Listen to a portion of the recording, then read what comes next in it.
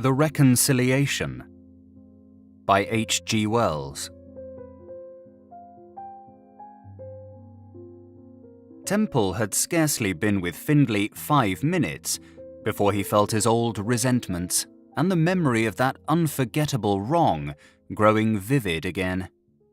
But with the infatuation of his good resolution still upon him, he maintained the air of sham reconciliation that Findlay had welcomed so eagerly. They talked of this and that, carefully avoiding the matter of the separation. Temple at first spoke chiefly of his travels. He stood between the cabinet of minerals and the fireplace, his whisky on the mantelboard, while Findlay sat with his chair pushed back from his writing desk, on which were scattered the dozen little skulls of hedgehogs and shrew mice, upon which he had been working. Temple's eye fell upon them, and abruptly brought his mind round from the topic of West Africa. "And you?" said Temple. "While I have been wandering, I suppose you have been going on steadily." "Drumming along," said Findlay. "To the Royal Society and fame and all the things we used to dream about. How long is it?" 5 years, since our student days." Temple glanced round the room, and his eye rested for a moment on a round, greyish-drab object that lay in the corner near the door.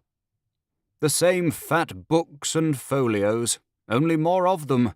The same smell of old bones and a dissection. Is it the same one? In the window. Fame is your mistress." "Fame?" said Findlay. "But it's hardly fame. The herd outside say, 'Eminence in comparative anatomy.'" "Eminence in comparative anatomy. No marrying, no avarice." "None," said Findlay, glancing askance at him. "I suppose it's the happiest way of living, but it wouldn't be the thing for me. Excitement." "But I say—" His eye had fallen again on that fungoid shape of drabbish grey. "There's a limit to scientific inhumanity. You really mustn't keep your door open with a human brain pan." He went across the room as he spoke and picked the thing up. "Brain pan?" said Findlay. "Oh, that. Man alive, that's not a brain pan. Where's your science?" "No, I see it's not," said Temple, carrying the object in his hand as he came back to his former position and scrutinizing it curiously. "But what the devil is it?" "Don't you know?" said Findlay. The thing was about thrice the size of a man's hand, like a rough watch pocket of thick bone. Findlay laughed almost naturally. "You have a bad memory. It's a whale's ear bone." "Of course," said Temple, his appearance of interest vanishing. "The bulla of a whale. I've forgotten a lot of these things." He half-turned and put the thing on top of the cabinet beside Findlay's dumbbells. "If you are serious in your music-hall proposal," he said, reverting to a jovial suggestion of Findlay's, "I am at your service. I'm afraid I may find myself a little old for that sort of thing. I haven't tried one for ages." "But we are meeting to commemorate youth," said Findlay. "And bury our early manhood," said Temple. Well, yes. Let us go to the music-hall by all means if you desire it. It is trivial and appropriate. We want no tragic issues." When the men returned to Findlay's study, the little clock in the dimness on the mantel-shelf was pointing to 1:30. After the departure, the little brown room, with its books and bones, was undisturbed, save for the 2 visits Findlay's attentive servant paid, to see to the fire, and to pull down the blinds and draw the curtains. The ticking of the clock was the only sound in the quiet. Now and then the fire flickered and stirred, sending blood-red reflections chasing the shadows across the ceiling, and bringing into ghostly transitory prominence some grotesque grouping of animals' bones or skulls upon the shelves. At last, the stillness was broken by the unlatching and slamming of the heavy street door, and the sound of unsteady footsteps approaching along the passage. Then the door opened, and the two men came into the warm firelight. Temple came in first, his brown face flushed with drink, his coat unbuttoned, his hands deep in his trousers pockets. His Christmas resolution had long since dissolved in alcohol. He was a little puzzled to find himself in Findlay's company, and his fuddled brain insisted upon inopportune reminiscence. He walked straight to the fire and stood before it, an exaggerated black figure staring down into the red glow. "After all," he said, "we are fools to quarrel about a little thing like that. Damned fools." Findlay went to the writing table and felt about for the matches with quivering hands. "It wasn't my doing," he said. "It wasn't your doing," said Temple. "Nothing ever was your doing. You were always in the right. Findlay the all-right." Findlay's attention was concentrated upon the lamp. His hand was unsteady, and he had some difficulty in turning up the wicks. One got jammed down, and the other flared furiously. When at last it was lit and turned up, he came up to Temple. "Take your coat off, old man, and have some more whiskey," he said. "That was a ripping little girl in the skirt dance." "Fools to quarrel," said Temple slowly, and then woke up to Findlay's words. "Eh?" "Take off your coat and sit down," said Findlay, moving up the little metal table and producing cigars and a siphon and whiskey. "That lamp gives an infernally bad light, but it is all I have. Something wrong with the oil. Did you notice the drudge of that stone-smashing trick?" Temple remained erect and gloomy, staring into the fire. "Fools to quarrel," he said. Findlay was now half drunk, and his finesse began to leave him. Temple had been drinking heavily, and was now in a curious rambling stage. And Findlay's one idea now was to close this curious reunion. "There's no woman worth a man's friendship," said Temple abruptly. He sat down in an easy chair, poured out and drank a dose of whiskey and lithia. The idea of friendship took possession of him, and he became reminiscent of student days and student adventures. For some time it was, "Do you remember this?" and "Do you remember that?" And Findlay grew cheerful again. "They were glorious times," said Findlay, pouring whiskey into Temple's glass. Then Temple startled him by abruptly reverting to that bitter quarrel. "No woman in the world," he said. "Curse them." He began to laugh stupidly. "After all," he said, "in the end." "Oh, damn," said Findlay. "All very well for you to swear," said Temple, "but you forget about me. 'Tain't your place to swear. If only you'd left things alone." "I thought the password was forget," said Findlay. Temple stared into the fire for a space. "Forget," he said, and then with a curious return to a clarity of speech. "Findlay, I'm getting drunk." "Nonsense, man. Take some more." Temple rose out of his chair with the look of one awakening. "There's no reason why I should get drunk, because—" "Drink," said Findlay, "and forget it." "Faugh! I want to stick my head in water. I want to think. What the deuce am I doing here, with you of all people?" "Nonsense. Talk, and forget it, if you won't drink. Do you remember old Jason and the boxing gloves? I wonder whether you could put up your fives now." Temple stood with his back to the fire, his brain spinning with drink, and the old hatred of Findlay came back in flood. He sought in his mind for some offensive thing to say, and his face grew dark. Findlay saw that a crisis was upon him, and he cursed under his breath.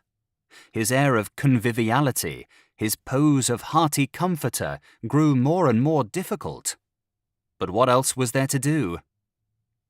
Old Jason, full of science and as slow as an elephant, but he made boxers of us. Do you remember our little set to at that place in Gower Street?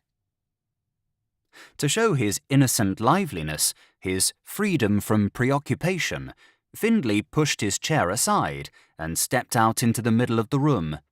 There he began to pose in imitation of Jason and to give a colourable travesty of the old prize-fighter's instructions. He picked up his boxing gloves from the shelf in the recess and slipped them on. Temple, lowering there, on the brink of an explosion, was almost too much for his nerves.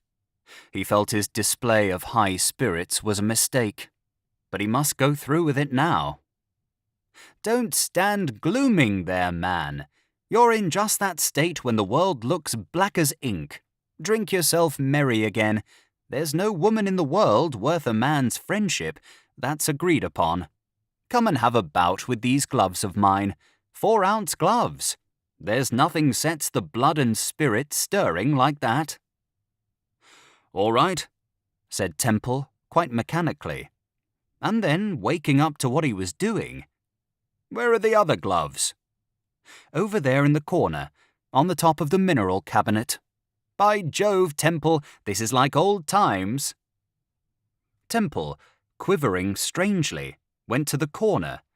He meant to thrash Findlay, and knew that in spite of his lighter weight, he would do it. Yet it seemed puerile and inadequate to the pitch of absurdity, for the wrong Findlay had done him was great. And putting his hand on something pale in the shadow, he touched the bulla of the whale. The temptation was like a lightning flash. He slipped one glove on his left hand and thrust the fingers of his right into the cavity of the bulla. It took all his fingers and covered his knuckles and all the back of his hand, and it was so oddly like a thumbless boxing glove, just the very shape of the padded part. His spirits rose abruptly at the sudden prospect of a savage joke. How savage it could be, he did not know. Meanwhile, Findlay, with a nervous alacrity, moved the lamp into the corner behind the armchair and thrust his writing desk into the window bay. "Come on," said Findlay behind him, and abruptly he turned. Findlay looked straight into his eyes, on guard, his hands half open. He did not see the strange substitute for a glove that covered Temple's right hand. Both men were gone so far towards drunkenness that their power of observation was obscured. For a moment they stood squaring at one another, the host smiling, and his guest smiling also, but with his teeth set. Two dark figures swaying in the firelight and the dim lamplight.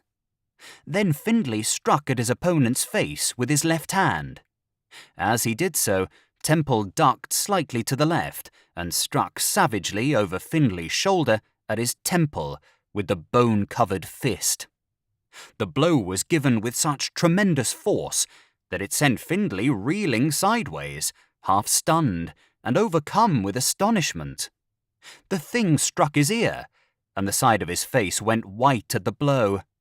He struggled to keep his footing, and as he did so, Temple's gloved right hand took him in the chest and sent him spinning to the foot of the cigar cabinet. Findlay's eyes were wide open with astonishment. Temple was a lighter man by a stone or more than himself, and he did not understand how he had been felled. He was not stunned, although he was so dulled by the blow as not to notice the blood running down his cheek from his ear. He laughed insincerely, and almost pulling the cigar cabinet over, scrambled to his feet, made as if he would speak, and put up his hand instinctively as Temple struck out at him again, a feint with the left hand. Findlay was an expert boxer, and anticipating another right-hand blow over the ear, struck sharply at once with his own left hand in Temple's face, throwing his full weight into the blow and dodging Temple's reply. Temple's upper lip was cut against his teeth, and the taste of blood and the sight of it trickling down Findlay's cheek destroyed the last vestiges of restraint that drink had left him, stripped off all that education had ever done for him. There remained now only the savage man-animal, the creature that thirsts for blood. With a half-bestial cry, he flung himself upon Findlay as he jumped back, and with a sudden sweep of his right arm, cut down the defence, breaking Findlay's arm just above the wrist, and following with 3 rapid blows of the bulla upon the face. Findlay gave an inarticulate cry of astonishment, countered weakly once, and then went down like a felled ox. As he fell, Temple fell, kneeling upon the top of him. There was a smash as the lamp went reeling. The lamp was extinguished as it fell, and left the room red and black. Findlay struck heavily at Temple's ribs, and Temple, with his left elbow at Findlay's neck, swung up his right arm and struck down a sledgehammer blow upon the face, and again, and yet again, until the body beneath his knees had ceased to writhe. Then suddenly his frenzy left him at the voice of a woman shrieking so that it filled the room. He looked up and crouched motionless as he heard and saw the study door closing, and heard the patter of feet retreating in panic. Then he looked down and saw the thing that had once been the face of Findlay. For an awful minute he remained kneeling, agape. Then he staggered to his feet and stood over Findlay's body in the glow of the dying fire, like a man awakening from a nightmare. Suddenly he perceived the bulla on his hand, covered with blood and hair, and began to understand what had happened. In a sudden horror, he flung the diabolical thing from him. It struck the floor near the cigar cabinet, rolled for a yard or so on its edge, and came to rest in almost the position it had occupied when he had first set eyes on it. To Temple's excited imagination, it seemed to be lying at exactly the same spot, the sole and sufficient cause of Findlay's death, and his own. Thank you for listening to The Reconciliation by H.G. Wells. If you have enjoyed this audiobook, please consider subscribing and leaving a like to help in the making of future audiobooks.